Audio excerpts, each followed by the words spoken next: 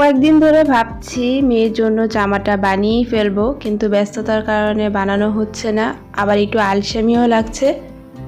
তো সব আলসেমি বাদ দিয়ে গিয়ে জামাটা বানিয়ে নিলাম। আসসালামু আলাইকুম, কেমন আছেন সবাই? আলহামদুলিল্লাহ, আমরা সবাই ভালো আছি।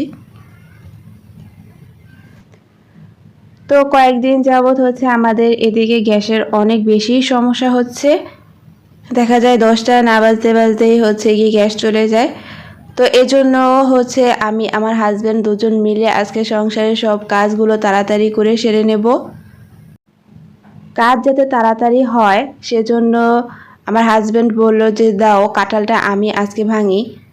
তো সচরাচর সে কিন্তু কাঁঠাল কখনোই ভাঙে না, আর সে হাতের মধ্যে কিন্তু অলরেডি তেলও মাখিয়ে নিয়েছে। আর এটা অবশ্য ভালোই বুঝে যে কাঁঠাল ভাঙতে গেলে তেল তো অবশ্যই দিতে হবে, তা না হলে কিন্তু সমস্যা পরে তারই হবে।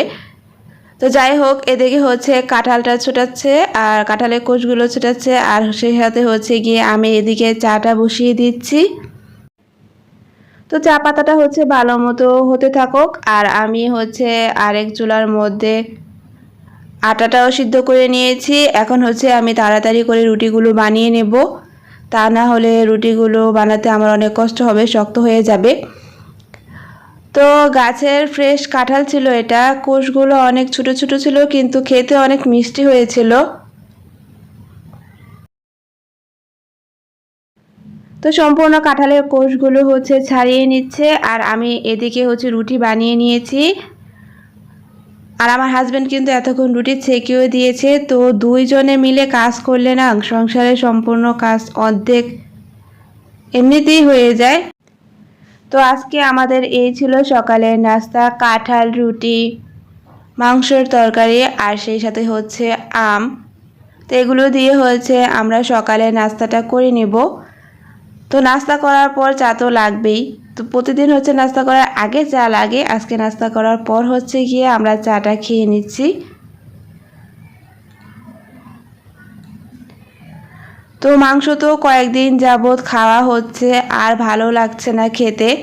তো কি রান্না করব, তো ঝটপট গিয়ে আমি শুটকি দিয়ে, কাঁঠাল বিচি, দাঁড়া, সেই সাথে মিষ্টি কুমড়া দিয়ে একটা মিষ্টি আলু দিয়ে গিয়ে নিরামিষের মতো রান্না করব। তো আমার কিন্তু নিরামিষটা প্রায় হয়ে গেছে, এখন আমি নামিয়ে নিয়েছি। আর খেতে এত ভালো হয়েছিল।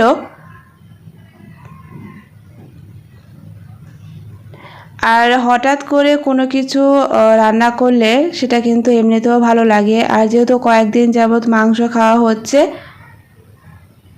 তো অনেক দিন পর এভাবে শুটকি তরকারিটা রান্না করাতে না অনেক ভালো লেগেছে খেতে। আর মিষ্টি আলু দেওয়াতে একটু মিষ্টি মিষ্টি লেগেছিল। এদিকে আজকে ওয়েদারটা অনেকটা ভালো, রোদ উঠেছে। তো ভাবলাম যে মেয়ের রুমে চাদরটা উঠিয়ে আরেকটা চাদর বিছিয়ে দেই। দেখা যায় যে ছেলে মেয়েদের রুমে চাদর না এক সপ্তাহ হলেই কেমন জানি একটা হয়ে যায়, তখন আর ভালো লাগে না। তো যেহেতু রোদ উঠেছে, তো ভাবলাম যে চাদরটা উঠিয়ে ভিজিয়ে নেই, তারপর গিয়ে আমি একটু ধুয়ে তারপর রোদ্রে দিয়ে দেব। আর বিছানার চাদরটা ময়লা হলে একেবারেই ভালো লাগে না।